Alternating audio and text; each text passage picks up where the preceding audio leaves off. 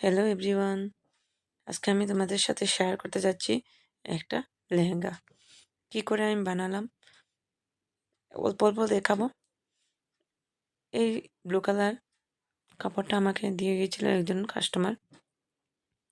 বলছিল আমার চয়েস মতো বানিয়ে দেওয়ার জন্য।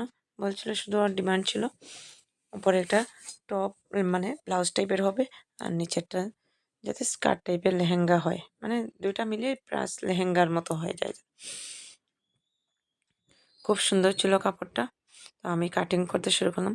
খুব কষ্ট হচ্ছিল কাটতে, এটা সিকোয়েন্সের কাজ ছিল। আর এটা কেচি দিয়েই কাটতে হবে, কোনো মেশিন দিয়ে কাটিং করা যাবে না, এরকম ছিল। খুব সমস্যায় পড়ছিলাম।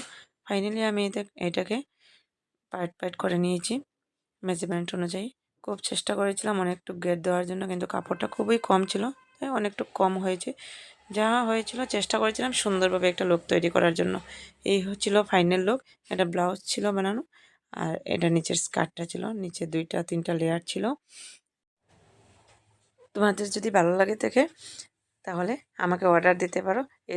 এই ধরনের লেহেঙ্গা আমি ডিজাইন করে থাকি এবং বানাই, অর্ডারও নেই। কীরকম লাগলো জানিও আমাকে।